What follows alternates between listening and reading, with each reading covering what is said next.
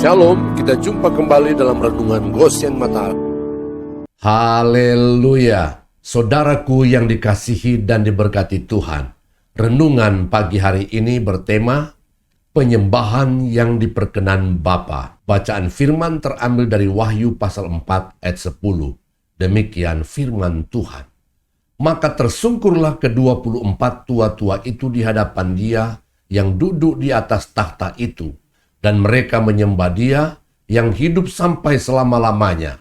Dan mereka melemparkan mahkotanya di hadapan tahta itu sambil berkata, ketika Rasul Yohanes melalui penglihatan diundang ke surga, ia pun dibawa untuk menyaksikan bagaimana ke-24 tua-tua menyembah Allah yang duduk di tahtanya dengan tersungkur sambil melemparkan mahkota emas yang ada di kepala mereka. Sebuah pemandangan penyembahan kepada Allah yang sangat luar biasa. Mahkota kebanggaan dan kehormatan yang telah diberikan oleh Allah atas segala keberhasilan dan kemenangan mereka dilemparkan dan dianggap tidak berarti sama sekali saat berhadapan dengan Allah di tahtanya. Sungguh sebuah sikap penyembahan yang sangat berkenan di hadapan Allah. Ketika mereka berhadapan dengan Allah di tahtanya untuk menyembahnya, maka mereka sadar bahwa mereka harus datang dengan tidak ada satu hal apapun yang bisa mereka banggakan atau sombongkan.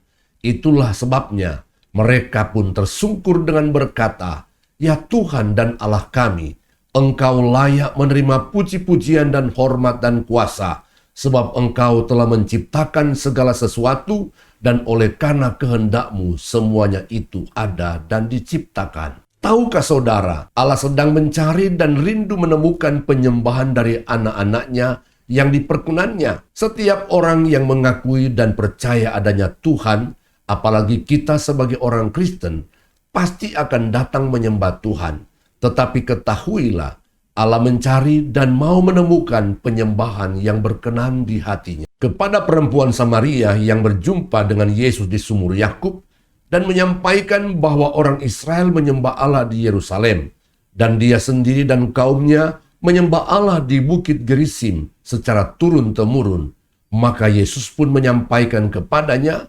penyembahan seperti apakah yang dikehendaki dan diperkenan Bapa. Dalam Yohanes pasal 4 ayat 23-24 Tuhan Yesus pun berkata, tetapi saatnya akan datang dan sudah tiba sekarang bahwa penyembah-penyembah benar akan menyembah Bapa dalam roh dan kebenaran, sebab Bapa menghendaki penyembah-penyembah demikian.